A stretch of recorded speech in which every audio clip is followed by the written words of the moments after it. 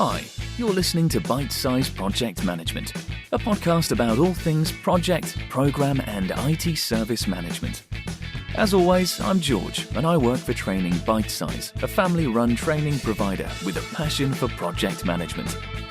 Our podcasts will bring you top tips, such as how to pass your next accredited exam, through to unique industry insights and conversations with industry experts. Enjoy! Please let me introduce you to our lead APM trainer, Callum Downing. He's going to be taking you through the key areas of budget, cost, and earned value management this afternoon. Callum has a wealth of pragmatic experience in project management and has a fantastic way of bringing the guidance and methods to life, which helps with the retention of the information. Callum, over to you. Thanks very much, Jim. Brilliant. Cheers, mate. Great. Yeah, so I'm Callum. I teach the project management stuff like APM and so PFQ and PMQ. My background is in defence, so I worked with MOD for many years, and I'll be the one. If you come on a course with us, it's quite likely it will be with me. So today I want to talk through earned value management, budgeting, and cost controls. We'll leave earned value management towards the end, I think. So I want to just start off with budgeting. This is all going to be fairly high level, I suppose. For PFQ, it will be high level if you're going to do this stuff. In fact, actually on PFQ, they're not going to ask you anything about budget at all. PMQ, they will do, but you'll need a bit more than this for that. This is very much introductory. And I think everyone's real question's probably going to linger with earned value management, to be honest with you. So we'll see how we go with that one. So I'll get a bit through this and I'll make sure we have time to have some questions for earned value management at the end. So budgeting, in a nutshell, it's creating a budget. So a cost for the project. You want to work out how much is this project going to cost us overall. And at the start of the project, it's probably going to be based on previous projects, expert advice, maybe getting quotes from people, possibly. A number of different places the budget, the original kind of overall budget will kind of come from. But the reality is we can't just expect that to stay the same. We can't just leave it and go, right, there's the budget, that's going to be 100 grand, there we go, done. It's liable as we get more information that we'll need to adjust that to accommodate the information we gather, which is what we'll be doing in the planning phases of our project, is to look at our budget and try and work it out using better estimates. Now, the budget overall will often be based on resources. So we'll develop a timeline, we'll develop a cost breakdown structure where we work out how much each task costs individually, if we want to go that level of detail, as well as when we'll need resources on a timeline, which will indicate to us when those costs will need to be spent, or when those payments will need to be made, and we do what's called cumulative totals. Cumulative being you add the previous day on to the last day and so on and so forth. So yesterday was £5 worth of work, today was £10 worth of work, that's a cumulative total of £15 overall. And that gives us this S-curve that's at the bottom of this slide here, in that we have like the red line represents the budget, so how much we plan to spend, which is going to line up with our schedule and with our breakdown structures. And then as we develop the project, as we go into the actual delivery of the project, we'll be wanting to track the actual payments against those planned payments. So how are the actuals performing against the plan? And that gives us that plan, then gives us a point of comparison. We can then see how the actuals performing against the plan. And in this instance, if you look at the green line there, which represents the actuals, the grey dotted vertical line there shows where we currently are. It means indicates currently that we're overspending. So we can also use these graphs, and a lot of budgeting is about making predictions. So looking at where we currently are versus where we plan to be, and then saying, right, where are we going to go if we continue like this? So we're looking at trend analysis and things like that. So the idea of looking at where we've been, so gathering historical data and then projecting it forward, which is why, if you did attend the previous one, re-estimating throughout the project is so important, because we'll be gathering more and more information as we develop the project through monitoring our budgets. So there are kind of three components to a budget. One of them may not apply to every project. It may not even apply to every business, but certainly the first main component of a budget is something called the base cost estimate. Now, the way I think of this is our known scope. This is everything we have quantified and understood when we've done our scoping stuff using our breakdown structures, these hierarchical diagrams that break our project into its component pieces. So this will be looking at things like how much people cost, how much it costs to house them, or to put them in an office or whatever, consumable materials, so how much the materials cost, expenses, capital items, so key equipment we need. And then the other two, so that bit there is kind of your how much we need for the project, as it were. And then contingency, which I might mention again if you're coming on to the one later on this afternoon on risk management. Contingency is money set aside for risk. So what I'd refer to as the known unknowns. So if we're doing a project outside in Britain this time of year, then I'd say it's a fairly easy, predictable risk that it's going to rain. So we'd have to say, well, that's a risk we can predict. Let's plan for it. So contingency is the money we set aside to, as we go through the project, give us the advantage with risk, to allow us to manage risk proactively, because any response we have to risk is certainly in a project probably going to cost us money to do. We're going to have to buy a gazebo to work under if we know, for example, we're doing the project this time of year in Britain, because it's going to rain. It's probably going to rain. May not, because risk is not guaranteed, but having contingency means we're not going to start dipping into money we've set aside to pay for people, for materials, for equipment. It's purely ring-fenced for risk, that contingency budget. The known unknowns, predictable risk. Now, most projects, if you've ever watched things like Homes Under the Hammer, you'll have heard them talking about that. If you've ever watched any of those DIY shows, you'll often hear them, all those relocation shows, you'll often hear them talking about, I set aside £5,000 just in case there's more mold than I thought, or there's more damp. That's what contingency is for. They're doing it to make sure they have money set aside just in case. Now, management reserve, though, is for things called what I refer to as unknown unknowns. These are really unlikely to happen. So they're risks that are incredibly unlikely that would be massively impactful if they did happen. It's like your emergency fund, as it were. Now, you typically manager won't really be able to access that management reserve. It's more for kind of people senior to the project manager to use to maybe to deal with urgent changes that are needed, or to deal with major change, business change or something like that wasn't expected, or a severe situation like an issue, something, a major problem that's happened that's or going to happen that needs some money. And again, we don't want to dip into our base cost estimate, our known scope costs, to pay for things that have gone wrong, because then we're going to have to cut stuff out, which we don't want to do. Management reserve, though, is not always applied to a project. Sometimes projects don't have it. Sometimes it's held centrally in a business, but either way, it's a pot of money on top of the contingency that's purely there just in case. It's for the very unexpected, the emergency cash, as it were.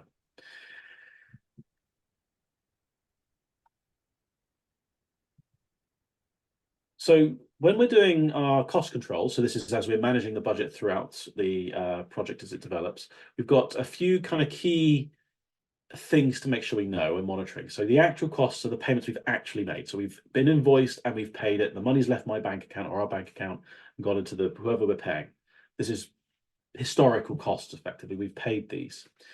Accrued costs are where, for example, work's been done, you can see the work's been done, or there's evidence of the work being done, but there's no formal invoice been received. Or it might be the invoice is in a backlog or something. So it might be you look out in your garden, you can see half the patio has been built by the person you've hired to build the patio, but they haven't invoiced for it yet. It's accrued. You know you owe the money that you for that work done, but you haven't had that formal invoice yet to say you need to. But you know you owe it, so you're gonna have to keep it to one side. It's not, you can't just spend it because you can see the work's been done, which means you're gonna have to spend some money on it. But it's a future payment for historic work. Committed costs are legally agreed. So when I was younger, for example, I used to live in a flat which I had a 12-month rental agreement on. So I legally agreed that I will pay £500 a month, let's say, for 12 months. I'm committed to paying that. I used to travel a lot. I still travel a lot for work. Back then, I used to travel a lot when I was in MOD. I used to go to Cyprus for work and things like that. So I was away for a few weeks at a time. My rent, I had to keep paying it. Even though I wasn't using the flat, I had to still pay it. If I'd left the flat, then I'd be having to pay an early leaving fee, because I've committed to spending a year worth of rent in that flat. So like mobile phone contracts are the same. If you've ever had a mobile phone contract, you committed to it for 24 months, let's say, you can, if you throw your phone away or you smash your phone or whatever, you can't get out of that contract. You're committed to paying that £24 a month or £25 a month, whatever it is you've agreed with your phone provider every month until the contract is over. So we can also have that in our projects. We've legally agreed to pay it. even though it hasn't been paid yet, we contractually have to pay it. So it's a future payment that we know we're going to have to pay. Very useful for predicting though, because we know we're going to be paying it. So it's good for forecasting that one. And then estimate to complete, this is our planned costs. These are what we think we're going to spend. So this might be something, this will be based on our resources, this will be based on our schedule, milestones, so those key events in our project will be basing our estimate to complete on, which will show us our cost profile, our payment profile, predictions effectively, these. And as we go through the project, we want to re-estimate as we go. So based on the three above, so actual cost, accrued costs, and the committed costs, we look at that, compare those to our estimate to complete, so our planned costs, and that will help us do what's called forecasting. So as we go through the project, we want to constantly forecast the future based on what we've currently done. Actual costs being historic payments, accrued costs being payments we know we owe money for, that the work's been done for, we haven't formally received the invoice though, but we can say, well, that's going to have to be paid at some point. So let's look at where the payment is currently planned on our schedule. And committed costs will make any planned costs into legal costs. We have to pay them. So we want to use this as we go through the project. We want to constantly review this and constantly adjust our forecast, because estimates change as our project changes. Projects always change, it's inevitable. Projects change. You need to adjust your forecasting based on that. And these four things here will help to create a forecast, a robust forecast for you. So this is kind of a way to view it, I suppose, is that the actual costs are historic, accrued costs are historic goods received, but the payment is still in the future. And then committed costs and estimate to complete are future costs, with committed costs being those legally agreed future costs. So you have to pay them. Estimate to complete being purely planned, which means we could change them if we need to adjust our new plans. So this is the cumulative bit I mentioned. So we want to show this as cumulative because this will give us an idea of how much we spent overall at any given point in the project. And the last payment, the final payment, will show us effectively the total overall spend on the project. And we like an S-curve because it's going to show those cumulative totals, and it shows you kind of the rate of spend throughout a project. But it also allows us to compare actuals against very clearly. It's a very visual way to express the budget. And it also allows you to monitor trends and project those trends out, again, visually against your graph. So you'll often, if you look for budgets, you'll often see some kind of S-curve, and it will usually be an S-curve. It's very rare a project is a straight line. It's usually you spend a bit of money, as the project kind of ramps into the main bulk of work, it will start spending more money. As it draws to a close, you'll start finding the payments start petering out. So it's very common to see an S-curve with budgets. But effectively, that's what budgeting is all about. It's about looking at the schedule, working out when we want to make payments against that schedule, which again will probably be fairly self-explanatory because you'll often be negotiating with contractors with that, and they'll say when they want paying, usually when tasks are done and things like that. But major milestones might indicate when you want to pay it, when people want to be paid, when cash gets released, etc. And then you use these four techniques there to monitor costs as they develop, when they become actuals, when they become accrued, when costs become committed, when you agree a legal cost with a contractor or whatever, you have to pay it. And then your plans as they develop is your estimate to complete. But that's budgeting. A very quick whiz through. But any questions on budgeting at all for me? Nothing's popped up in the chat, but you're welcome to put your hand up and unmute if you'd like to.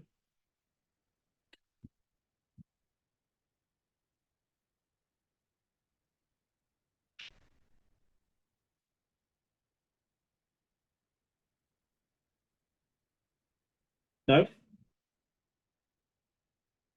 Cool. Okay, I'll crack on then.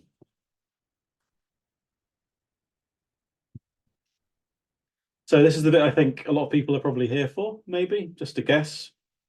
Earned value management. Now, in a couple of things, because I imagine some of you are probably, I know someone even messaged me earlier on in one of the earlier webinar.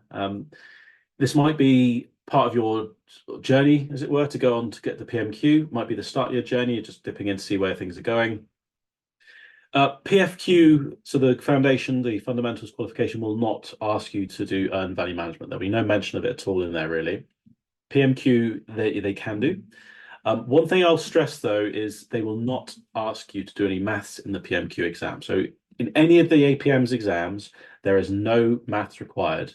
So you don't need to bring, you're welcome to bring a calculator, people do, but you don't need one. In fact, I'd almost discourage people to bring a calculator from those exams because it gives them people will be more inclined to use it to try it. And I know, as a person who struggles with maths a little bit, I would then I'd confuse myself trying to work out something that doesn't need to be worked out. So EVM, earned value management, is not a mathematical question in the exam. The PMQ will ask you things like what are the advantages of it, what's the interpretation? So how do you use the interpretation of the data? So it will present you data, which you'll then have to show an understanding of how it works or what the data tells you. So is the project behind schedule? Is it on schedule? Is it over budget, under budget, on budget? It'll ask you to work that out and then say what you do about it. But they will not ever ask you to calculate earned value management. So a colleague I used to work with, a friend of mine, gave me this really nice analogy, which I use on PMQ. So, apologies if you hear this again when you come on a PMQ with me, but it's a really good way to think about earned value management, is thinking of it as a sat nav for your project. So if you imagine most of you have used sat navs, whether you have a car or not, you probably use Google Maps at some point to find something. So when you type a destination to Google Maps or Waze or into your sat nav on a car, it will give you an estimated time of arrival. It'll give you a route and an estimated time of arrival. So effectively, in a project, that's our S-curve. That's the plan we've just talked about in the budgeting side of things. It's what's the route we're going on, what we plan to do, and then what's the overall timescale or budget for this project. And then that's our estimated time of arrival if it's a sat nav. And you can do that if I'm intending to go to London on Sunday, let's say, then I will type into my sat nav London, and it will tell me how long it's going to take. I could do that now, and it'll tell me how long it's going to take to get there, based on the current situation. But I have to keep in mind that is purely a plan. That's in advance, that's proactive. I've not set off yet. What my sat nav will do, though, is when I set off, it will continue to track that. It will look at where I am currently on that journey. So, for example, if I'm on my journey to London, and it's saying I'm going to get there if I leave at 1 o'clock, I'll get there at 3 o'clock, let's say. Then it will monitor my progress. So if I'm racing ahead or the trains are early or whatever, it's going to say you're further on your journey than I thought you'd be at this point in time. If I know, for example, that I'm going to be half an hour early based on my sat nav, that gives me a few options, gives me a few decisions I can make there. I could either just let it happen and just turn up early, which could be great, but not necessarily. It might be that if I turn up early, I have to sit in a train station for half an hour rather than just going straight onto the next train, which is, perhaps I don't want to do that. But it shows me what the impact of turning up, that I might turn up early, and I can make decisions on that. So do I slow down my car, or do I just sort of chill out somewhere? Or do I perhaps, something I genuinely do when I go on longer journeys is I'll stop off, if I've got spare time, I'll stop off like a services and have a Burger King, or I'll have a sandwich or something. Just stop off and take a bit of a break from driving, which I won't do if there's not spare time. It might be that I identify an opportunity. Guys, actually, I'm arriving half an hour early. I could perhaps meet up with a friend of mine in London for half an hour. Or I could contact them and say, I'm going to be there half an hour earlier. Do you want to meet up a bit earlier? If it is the reason I'm going to London is to meet somebody. So it's giving me some information. It's not telling me what to do with it. It's just saying, you're half an hour earlier than you thought you would be. And then it allows me to make some decisions based on that. What could I do with half an hour extra that I didn't think I'd have? But the flip side is also true. If my sat nav is indicating to me that I'm going to be arriving an hour late, for example, so my intention was to arrive at 3 o'clock, my sat nav, due to traffic or whatever, is saying you're going to arrive at 4 o'clock instead of 3, I can then make some other decisions. I could phone ahead and say I'm going to be an hour late and let my stakeholders know that I'm going to be arriving late, and then discuss what we're going to do about it. It could be that if I'm arriving late, the whole purpose of me driving is rendered completely pointless because those people I'm meeting say, well, we're not free after 4 o'clock. At 4 o'clock, there's no point. So I could cancel the meeting, just go home. And in which case then, that saves me a load of money, saves them a load of time. So it could be a way to assess whether the project is still viable or not. It gives us data evidence for that. EVM will provide this. Again, we're not going to go through all the data today, but gives us loads of data we can then use to provide to our stakeholders and say, look, the data points to the project being massively over budget and massively late. Is it worth continuing? And we can make that decision earlier. It could be that I decide to something I genuinely do when I drive back from Nantwich, where we're based actually. So when I live about 4 hours drive from Nantwich, just under 4 hours. So when I drive back down to Somerset, I will always stop off at a services, because I know based on my previous experiences with that journey, it's 4 hours with traffic, and my sat nav always accommodates that. I know if I stop off at services for half an hour or so, then by the time I finish in the services on the Friday evening, the traffic's usually died down. I'll still get back at the same time, but I've had a much more relaxed time. And that's evidence for lessons learned then. So EVM provides data, which means evidence for stakeholder communication, but also lessons learned for future projects or for future work. It allows me to assess the impact of risks as well, potentially. So it allows me to identify risks to my project, saying, well, what's caused this then? Why is my journey taking longer? What's caused this? It could be that I actually identify a way to overcome this by perhaps driving down the hard shoulder.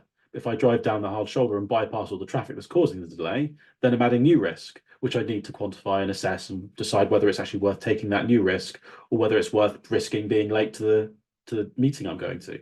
So it allows us to compare and identify risks.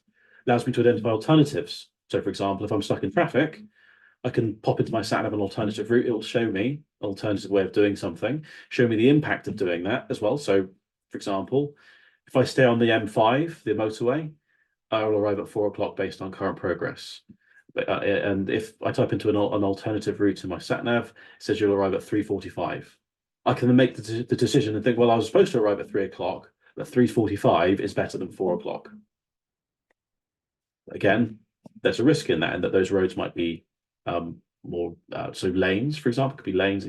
So it allows me to assess and understand the alternative routes I could take or alternative solutions to the situation we're in. So earned value management is not a tool that fixes stuff. It doesn't make stuff go away.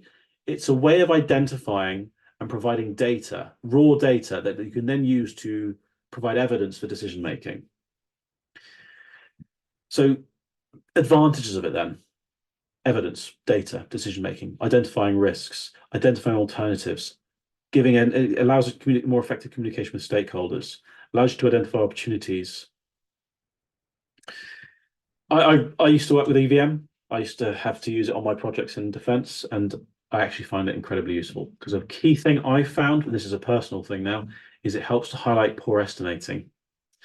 So because it's using data based on current situation, it may not be that our project is going wrong. It may be that our initial estimates need to be challenged. Because again, so many times, I imagine some of you may be able to relate to this, projects get signed off using optimistic estimates to get them through the door. This provides evidence to say, actually, maybe it's the original estimate that was a problem, and the project is actually running fine. So it's that data that this is providing. Again, a very useful tool, can be, but it needs to be planned for. You can't just halfway through a project deployment. So let's use EVM for the last half. It won't work like that. You need to plan it into your project and build it in early on for it to work properly. So this is a table sort of showing this to an extent. So we've got a project with a planned budget completion. So there is some acronyms in earned value management. I will just say that most of them, if you're ever doing this exam, PMQ, they will usually write nearly all of them out in full. So they will very rarely expect you to know an acronym off by heart. There's one or two you will need to know, but they're not displayed on this page. All the ones on this page, as far as I'm aware, and certainly when I've looked at questions in the past, they've all been written out in full. So budget of completion is the total planned budget by the end of this project. So the project's total duration is 3 months. Budget of completion is 1,500 quid. The planned cost is, or the planned budget or planned value, depends who you speak to, what they get called. All interchangeable terms, though. Planned cost is the more typical, I would say. Though I have seen it called planned budget in the exam, incidentally. This is how much we plan to spend. So this is the bit from earlier on where you have that cumulative S-curve based on what we think we want to do, and then we add detail to it as we get started with committed costs and stuff like that. But initially, it will be a planned cost. What did we plan to do? So at month 1, we plan to spend £500. At the end of month 2, we plan to spend 1,000, and then at month 3, another 1,500. Sorry, another £500 to be that full 1,500 quid budget completion. The actual cost then shows how much we've actually spent on the project. So in this instance, the green dotted line is showing me that I've actually spent £700. So if you ignore the blue dotted line for a second, the actual cost is below the planned cost. So I plan to spend £1,000 at month 2. I've actually spent £700. Now, if we ignore the earned value bit for a moment, that might appear, could actually indicate a couple of different things. When I show these graphs to people, or versions of these graphs, some people say that's under budget. Some people say that's behind. Some people say there's going to be a large payment at the end. The problem with it is, without the earned value bit, that just doesn't really tell us a lot. It just simply says we've not spent what we expected to spend, which means it's not going to plan. It looks like it's underspending, but that's not necessarily the case. The earned value bit then. Now, this is the bit I want to be careful with. Let me know, so pop in the chat if you're still a bit iffy with this bit, because it can be a little tricky. Earned value is how much I planned to get as expressed as money. So I've done a video on this, and I'm going to use exactly this because it's down here actually. So if you go hunting on YouTube, I've done a YouTube video on this. I do play guitar. So here's one of my guitars. This is my favorite guitar, this one. There's a guitar. I bought this for £1,500. And I've had it for about 20 years. So it's 1,500 quid guitar, that. So if I bought a guitar for £1,500, that's what it's worth to me. That's the value of it. There's a lot of sentimental value in that guitar in particular, but I'm not measuring that in earned value management. I'm measuring progress of the project. It's looking at how long is it taking, how long is this project going to take to complete against what I planned it to take. How much more money is it going to cost versus what I planned it to cost? So earned value management is only interested in time and money. It's not interested in sentimental stuff. It's not interested in benefits afterwards. It's purely saying, in terms of money and time, how is the project doing? That's it. So in terms of money, I bought the guitar for 1,500 quid. Therefore, it's worth 1,500 quid to me in money. When I bought it, if I saw the same guitar advertised for £2,000 the following week, the value of the guitar to me would be 1,500 quid, because that's what I paid for it. It doesn't matter that it's being sold for more money somewhere else. I bought it for 1,500 quid. Therefore, that's what it's worth to me. And this extends to this term planned as well. If I'm planning to spend £1,500 on something, so let's say, for example, this is a patio, this one on the slide, I'm planning to spend 1,500 quid on a patio. I haven't bought it yet. I haven't spent the money yet. I'm purely planning to spend that money based on, how much I figure that's going to cost from my scoping and everything. I think I'm going to spend 1,500 quid on this patio. So when I finish this patio in 3 months' time, I expect to get 1,500 quid's worth of patio. So I am planning to receive £1,500 worth of patio as a value. At month 2, I'm planning to spend £1,000 on this patio.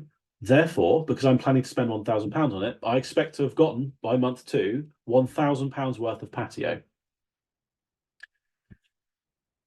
I've actually spent £700 on this £1,000 at this point in time. I expected to spend £1,000 and get £1,000 worth of patio. I've spent £700 actually. However, the earned value I've got, again, where you've got this from, not talking about today. This will be down to speaking to stakeholders, contractors, asking for progress reports and stuff like that.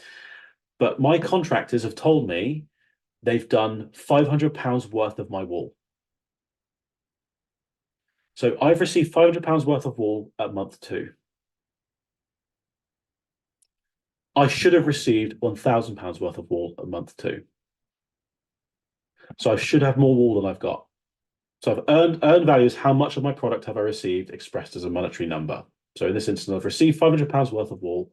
I should have, based on my planned cost, £1,000 worth of wall at month 2, which means I'm behind schedule. I'm not getting wall as quickly as I should be, which is telling me that if this continues, then I'm not going to get a finished wall by month 3. It's going to take longer. It's going to take a lot longer, actually. But I can also use my earned value to say, how much wall have I got? How much of wall have I earned? £500 worth of wall. And how much have I spent for it? So I've got £500 worth of wall, but I've actually spent £700. So I've spent £700 to get £500 of wall. So I've overspent. So this, again, where the earned value comes from, it depends entirely on the business you're working within, the contractors you're working within. It usually is expressed as percentages, so it could be expressed as a percentage complete, which you then need to convert into a monetary number. number. But either way, there'll be some way of tracking what the earned value is as money. Lots of different ways of doing it. Again, that's not for today. But this is telling me, this graph is telling me that I've earned £500 worth of wool, should have got £1,000 at this point in time, therefore I'm behind schedule. And in order to get that £500 worth of wool, I've spent £700. So I'm overspending. So this project is not going very well at all. So earned value will use graphs or can use graphs to do its calculations. And that's just, it is simply put, comparing where the lines are. If all the lines all lined up, so the actual cost and the earned value all lined up with that planned cost line, everything would be absolutely splendid. Everything would be going exactly as expected. But because those lines are split apart, it's telling me that something's not going to plan. Even if something's going better than expected, it's still not going to plan. So we need to investigate what's happened and why. So we can either take advantage of it or resolve it or whatever. But everything should be on that line if it's going as expected, and it's not in this instance. So, for example, here then, here's some graphs. Just as an aside, they won't use graphs in the exam. I want to be careful of going too far into the data minefield that this can end up being. So, just for now, sticking with graphs, so I doubt they'll use graphs in the exam if you are looking at doing PMQ. But in reality, if you're using EVM, you will see graphs with it because it's usually how we express progress to stakeholders. So, in Project A's instance, for example, so you've got £10,000 budget completion, 10-day project or 10-day project, say days, it says on there. So the planned budget is the red line, the green line is the actual, the earned value is the blue line. So project A is telling me everything's going better than expected because if I compare the blue line with the red line, so that's my earned value against my planned, I'm getting more value than I expected to get at this point in time. If I compare my blue line with my green line, which is my actual cost, so the I've earned more value and spent less money on it. So this project is ahead of schedule and underspending, project A. Project B, on the other hand, then, the earned value is above both the red and green line again. So if the earned value is above the planned cost line or the budget line and the actual cost line, it's telling me things are going really well. They're going better than expected. So again, it's not going to plan though. So I need to investigate what's caused it, see if I can take advantage of it, see if maybe I can release the resources to another project. Maybe I can add some additional scope in. Maybe I can do things a bit quicker or whatever, and cancel the project earlier, finish the project earlier, whatever. It's showing me as based on where we currently are. So that is month 6, I suppose, or day 6. Things are going better than expected. Whilst with project C, the earned value line's below both the actual cost line and the red budget line. So this is telling me that things are overspending quite significantly in this instance in project C, and we're behind schedule. So graphs are a really good way to show stakeholders how you're performing using that earned value line.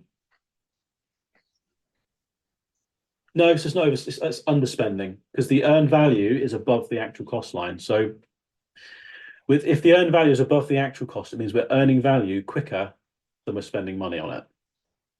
So for example, I'll go with the exact numbers. So the earned value is £8,000. The planned cost is £7,000. So I've spent £7,000, but I've got £8,000 worth of product effectively. So I'm underspending. So careful with the way to think of it is if the earned value line is above any of the lines, it's doing better than expected in some way. If it's below either of the other lines, it's going worse than expected. That's a simple way to express it. The budget, the cost side of things always gets a bit confusing with the numbers and everything. Oops. So there are some calculations in this. Again, I'm not going to go through these. These are kind of some of the terms you might come across. The two acronyms you're likely to encounter are CPI and SPI. If you're doing the PMQ exam, Cost Performance Index and Schedule Performance Index. The calculations are in this slide. You do not need to know the calculations at all. The performance indices are effectively expressing progress as a decimal. The variances are expressing progress, are just indicating quickly if we're ahead of schedule, underspending, or whatever. I don't think they'll use variances in the exam if you're going to do the exam. I think they will very likely use performance indices, though, as the data. So let's flip back to this slide a second. There's a couple of A couple of things to remember with this. Now, just sticking with, I'm not going to go through variances. That's kind of, I don't think there's any value in it. But the performance indices, there's a quick win. So if you are looking at doing PMQ and you come across an interpret question, which is look at some data, what does it tell you? In fact, actually, I'll do one better. I will show you a sample question. So this is very much with the exam in mind now, this one. Let me just dig it up.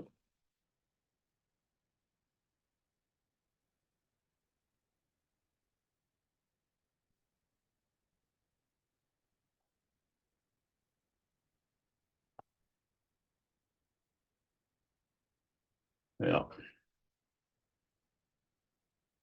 So this would be an example of an interpret question here. So Zoom is in the way, mate.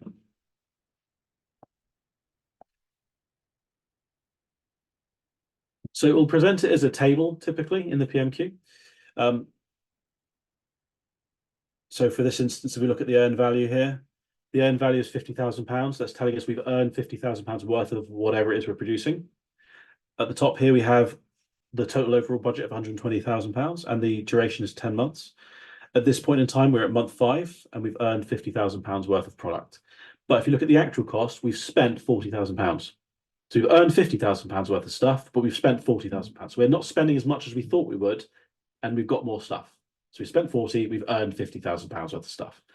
But if you look at the planned budget here, we were expecting to have spent £60,000 at this point in time. However, we've only earned £50,000 at this point in time. So we're actually behind schedule. Now, the bit I wanted to talk you and direct you towards, and this is very much with PMQ in mind now, is this bit down here. CPI and SPI. Ignoring everything else, just these two. If you see a 1 next to CPI or SPI, it's telling you everything's perfect. If you see the number 1, it's saying we're exactly where we expect it to be. That tells us we're on plan. That would be with the graph where all the lines match up. They all line up against each other. That would be 1. If the number is below 1, so it's 0 point something, so for example, in this instance, the SPI, so Scheduled Performance Index, is 0.83, that's telling me it's not going very well. So if the number's below 1, it's bad news. So 0.83 means I'm behind schedule. If the number is greater than 1, though, such as the CPI here, so which is 1.25, so the Cost Performance Index is 1.25, this is telling me that I am underspending. I am doing better than expected. So the thing to remember with this is 1 is perfect. I'll say why 1 is perfect in a second. 1 is perfect. It's going exactly as I expected it to be. Any number below 1, so 0 point something, is showing me bad news. It's not going very well. We're either overspending or behind schedule. If the number is a greater than 1, then we are doing better than expected. We are overperforming. We are spending less money than we expected to be spending, or we're ahead of schedule. As a project manager, I would prefer it as 1, because that shows me that everything is going precisely how I expected it to be. Everything's going to plan. My predictions were correct, my estimates were correct, my budgeting has been correct, which means that anything I've predicted forward is probably good. It's probably correct because it's based on the same estimates. So it's going to verify that my plan is effective and it's going as expected, which I want. If it's better than expected, that's brilliant. We can take advantage of it, but it still means something in my plan wasn't quite right. So I need to reassess my plan potentially. And obviously, if it's below 1, then that's bad news. We're overspending or behind schedule. We need to try and manage that and adjust things. But that's a very typical example of a question in the exam, by the way. So interpret the data and then what would you do about it? I'm not going to talk about what you do with this. That's for the course itself. But that's what you're looking for. And if you can get your mind around with an interpret question, if you're ever looking at, and this is not even just for the exam, if you're looking at any EVM data presented to you by contractors or in your project's monitoring systems, whatever, if you see 1, it's perfect. Everything's going as expected. If it's below 1, bad news. If it's above 1, better than expected. Could be good news, doesn't have to be though, could be bad news too, but better is ahead of schedule or underspending if it's greater than 1. So you can look out for stuff like that. And the CPI and the SPI is generally how projects, certainly most systems we use to monitor EVM, that's what we will be looking for as the CPI and SPI. Because we can use those numbers, these 1.25 and 0.83 in this instance, to then compare how we're performing against the original plan. And the last kind of key thing with the EVM, if I just flip back to the slides for a second, is a key advantage of it is we can use it to make predictions throughout the project. And it can give us estimates at completion is EAC, estimates at completion. All right. Don't get too hung up on acronyms with EVM, by the way. Okay, just mostly for an exam point of view there, but estimate completion. So EVM, earned value management, is very, very good at forecasting because it's using really effectively quite simple data to make and extrapolate predictions. You've got to be careful though, because if you're using the CPI and the SPI, it's taking a snapshot of where you currently are, which will assume a straight line. So you do want to use it in line with previous EVM data to show, again, like you'd use on a graph, do a graph for, is to show trends and see where things are going. But it's a great way to provide data and evidence for decision making, for creating graphs, for extrapolating and forecasting. And if someone says, where have you got that from? You can go back. And ultimately allows your decisions to be better, more effective. It allows your stakeholders to make more effective decisions. Because if you say, for example, we're behind schedule and overspending, do we continue the project? Or perhaps if the budget's more important, then perhaps we can take a bit longer and spend less money then. Or we could perhaps, if the deadline's important, we can throw money at it, get done quickly.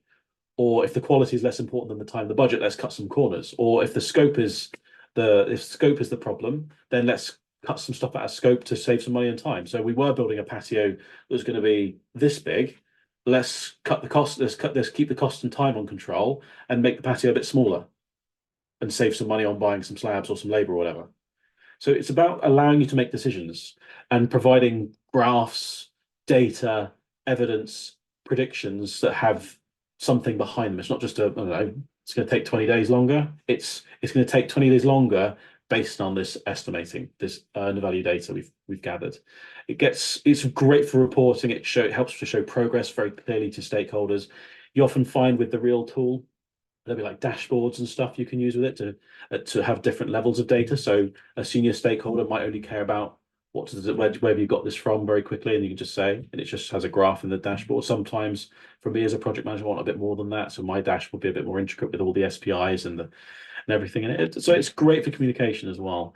I'm an advocate for earned value management. I think it's very helpful. I've seen the benefit of own projects. And again, I've seen it verify that estimates were very poor. We used it to challenge some estimates in business cases a few years ago. I won't say how long ago. But it allowed me to go back with a group of people and say, all these business cases, these are all wrong. All the budgets in them are completely fudged and made up. They deliberately used very horrendously optimistic estimates to try and get the business cases signed off. And it meant that the projects that as they were running, they all looked like they were really behind schedule. And actually they weren't. They were actually pretty good. But because someone's taken over optimistic estimates, it took using some data in earned value management to challenge those estimates. But you've got to have the data, because if you just go back and say the estimate was rubbish, then they're going to go, how do you know that? EVM provides that, or can do. There is obviously a lot more to it. There's whole qualifications you can get in earned value management. I should know because I've done one. It's thrilling.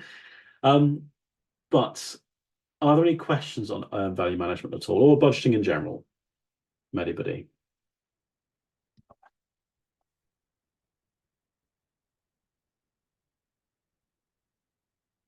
We've got a few minutes left, so.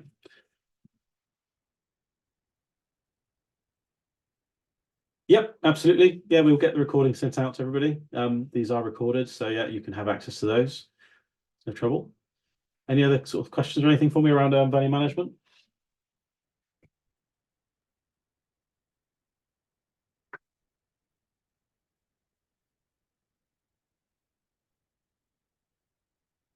Yeah, good to hear. I mean, that's kind of what we wanted to do with these webinars.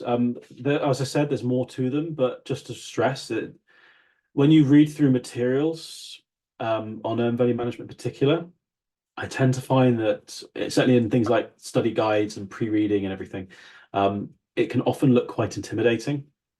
But really just stressing, if you're looking to go PMQ, and that's the reason you're doing these webinars, thank you very much, is you don't need to know the maths. It's what it is, and we will clarify that a bit more on the courses you do with us, but ultimately why we use it. So why do we do it, and how do you interpret the data? So what's the data? How do you interpret it? And if you can get your head around that CPI and SPI, one is good, less than one is bad, greater than one is better than expected. That will get you a good chunk of the way for an interpret question as well in the exam if you ever go for it.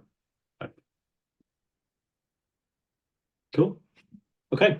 Well, I mean, if there's no questions then I'll hand back over to Jim for the last bit of the webinar. Brilliant. Thank you, Callum. Thank you for your expertise over the last hour. Thank you, everyone, for your attendance this afternoon. I think we can all agree it was a very good session. Lots of information around earned value management in particular. If you have any questions that you haven't asked or haven't been answered, please get in touch with us after the webinar and we'll try and get around to answering those for you. Should any of you be looking for the next step in your training journey, or you know someone that may benefit from a training course with ourselves, we have a fantastic offer at the moment. So buy any online, virtual, classroom or blended course with ourselves and receive a second foundation online course for free. The offer includes the APM Project Fundamentals qualification and also the APM Project Management qualification. So the PFQ and the PMQ are involved in that offer. So it's due to expire on the 31st of January, tomorrow. But for you guys, for the attendees of this webinar, we're actually able to extend that offer until next Friday, so until the 9th of February. If you want any more information or anything else that you need any help with, my contact details are at the bottom. So yeah, like I say, Jim Wally, 01270 626 330, and my email address is jim@trainingbytesize.com. So once again, all, thank you for your attendance. There's a lot of effort put into this webinar and to the webinars that are being run today. So hopefully you all found that particular webinar beneficial. So yeah, thank you very much and have a great day. Thank you very much, everybody. So, that's it for this episode of Bite-Size Project Management. We hope you'll tune in again soon for another edition. Until then, you can find out more about the certifications and training packages we offer on our website, trainingbytesize.com. Thanks very much for listening, and we'll see you again soon.